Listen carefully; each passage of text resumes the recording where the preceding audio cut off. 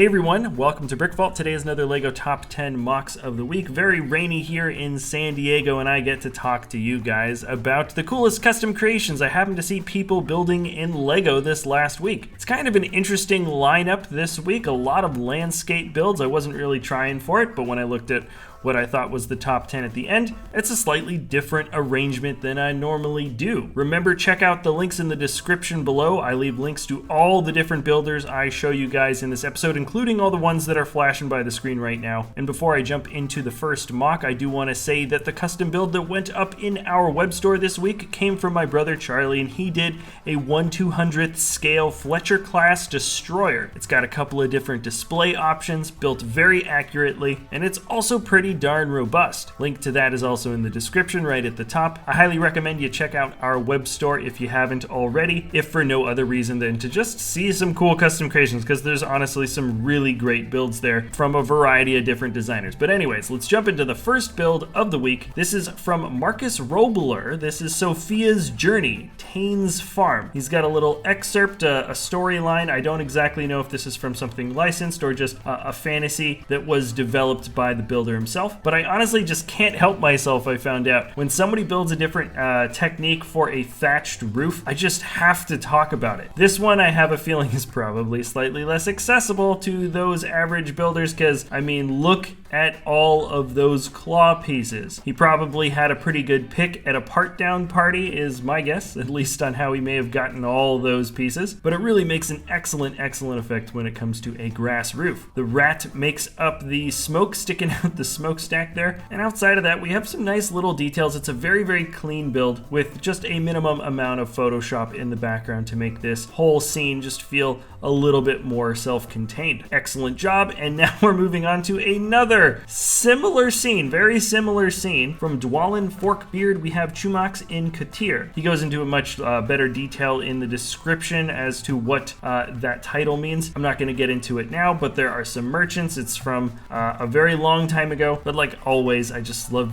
checking out these models for the building techniques and the atmosphere they convey. Excellent use of Dorothy's hairpiece. It's not Dorothy the actual character, but they did use that hairpiece for this figure here, which is fun. Odd kind of roof shape for sure, definitely unique. And then I particularly like just the rounded over and angular landscape that we have for both the land that the hut is sitting on and the wheat growing on the hill. I don't know how this was done. Perhaps it looks like the hut is maybe just pried up a little bit and just bending out of the studs slightly, but who knows, it could be on a hinge. And then I'm almost positive when it comes to the wheat that those plate pieces I think are resting on a series of different hinges and clips, but I'm not entirely sure. It makes for a kind of fun cartoony effect at the end of the day. And now we're going on to a brick built figure from Djokson. This is Punkrahk Sergey. So I don't know how many punk rock guitarists you've seen in your life, but this is a first for me, but maybe not the first when it comes to a reptilian punk rocker, actually, now that I think about it. There's some excellent pieces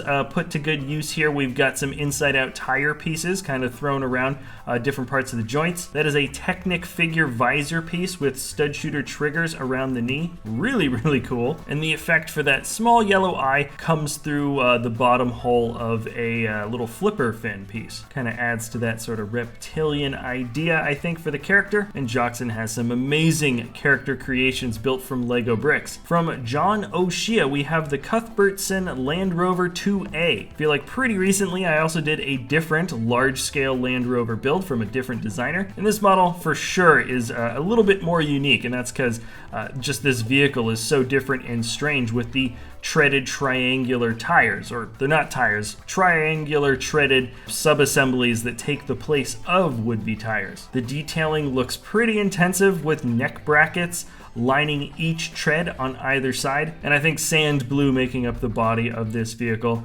was a really good color choice. You don't see larger trans plates very often, but that's what you got for the windshield, so that's kind of interesting. And all in all, it's just a really fun looking vehicle at a much larger scale. Now I've got a lot to say about this. From Hypolite bricks, we've got the repurposed N1 Naboo Starfighter. I swear to you, I had this idea running around my head when working on the much larger Yavin that we have in our studio. I don't know if I'm still gonna go for it, but my initial thoughts were to have an N1 with, messed up engines, and I wanted the yellow to be totally faded into dark tan and light tan with maybe no tail or just an open frame for a tail. And it looks like this guy has jumped onto a really similar concept, so that's really fun. It does look to be inspired somewhat from Intert's original design. I can maybe see a handful of shape choices that look pretty close, but ultimately this is a very different, very unique custom build and an excellent scene. We hope to have our interior Yavin area looking quite similar to this when all is said and done. And according to the description, he says he saw some N1s in the episode 9 trailer. I happened to miss that, but if that's the case, that'll be totally nuts. Now let's move on to what I would consider, I don't know if it's the best motorcycle build this year. There were a ton of amazing motorcycle builds this year, but this one might be the most fun. It's called the Honda Monkey Bike BB7, and it's from the builder Ian Ying 616. I have a feeling some of those chrome pieces were custom chromed. I know you can get that done in certain places, and usually when a builder does this for a motorcycle, it's often some overdone Roadhog or some type of Harley vehicle or something, but this is just such a fun, beefy little bike. And yellow, for some reason, yellow is always my favorite color for a motorcycle. I don't know why that's the case, it just is for me. Great building techniques, and those small fat tires really make this thing feel a little bit chibi and ultimately just give it a lot of character. This one wasn't built this last week, I think it came out last October, but I did see it on another form anyways. Highly recommend you check out this builder in the description below. And now we're moving on to Patrick B. We have Winter in the Shire. This is great because I love Lord of the Rings builds and it's very seasonally appropriate. Obviously you don't see Christmas trees and stuff like that, but you do have a tree that could kind of look maybe like a Christmas tree, probably get used for one. And there you've got Frodo, or a Hobbit, who seems to have set up a wonderful looking ornate sleigh with whip pieces making up those front little curved bits. That's a relatively common building technique we see for the circular door with the insides of the studs showing as major details. And there's something about the winter setting with the icicles and everything being covered in snow, but it really does make the Hobbit hole feel a heck of a lot more cozy when the snow comes down. Who knows if it's actually warm inside? I'm sure you'd have to keep a fire going pretty constantly. But anyways, great looking build. And like I said, we get a lot of landscape and medieval style builds this week. From Simon Hundsbichler, we have the sign at the Prancing Pony. Also Lord of the Rings themed, though not quite as obviously so. There's just a few effects here that I love. The stonework for the chimney is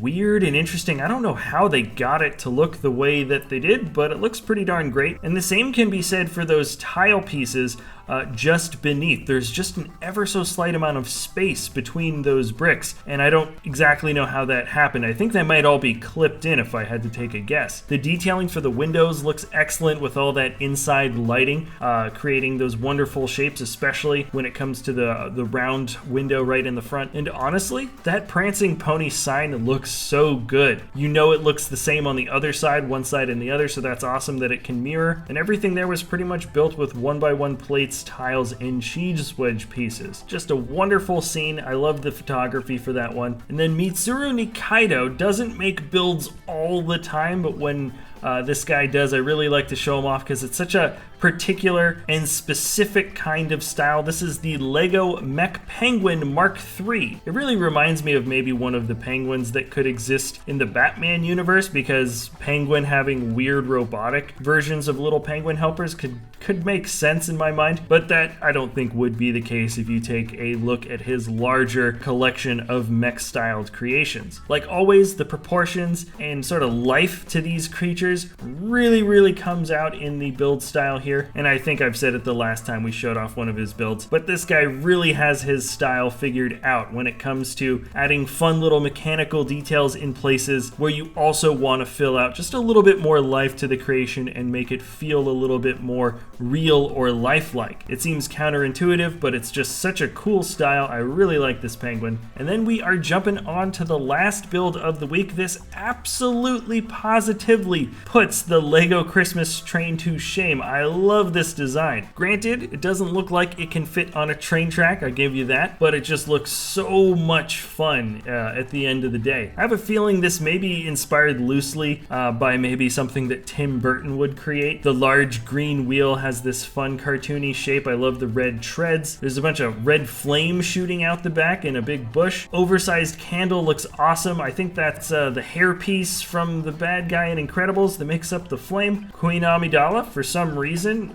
is in an ornament, but she looks very festive. And there's some wonderful subtle little details here, like cheese wedge pieces being stuck in the larger treads for snow, and minifigure arms making up a little bit more of that colored Christmas detailing in the front. You're going to be getting at least 1 or 2 of these builds, I think, for the rest of this month, for each week, but by far this was my favorite Christmas themed creation that I saw this last week. The builder is CTR69 Bartosz, and it's called Gingerbread Man Christmas Vehicle is the official title, and that officially ends the top 10 MOCs of the week, though there are some amazing creations and lots of cool vehicle builds. I really didn't include quite as many this time around like I normally do. So once again, check out all the links in the description below, show some support to these awesome builders, and also if you got time, you can check out our web store, www.brickvault.toys too, because there's some cool creations there as well, and you can also have the option of building them yourself. Alrighty, that's going to be it for this episode, everybody. Thank you so much for watching, and we'll see you next time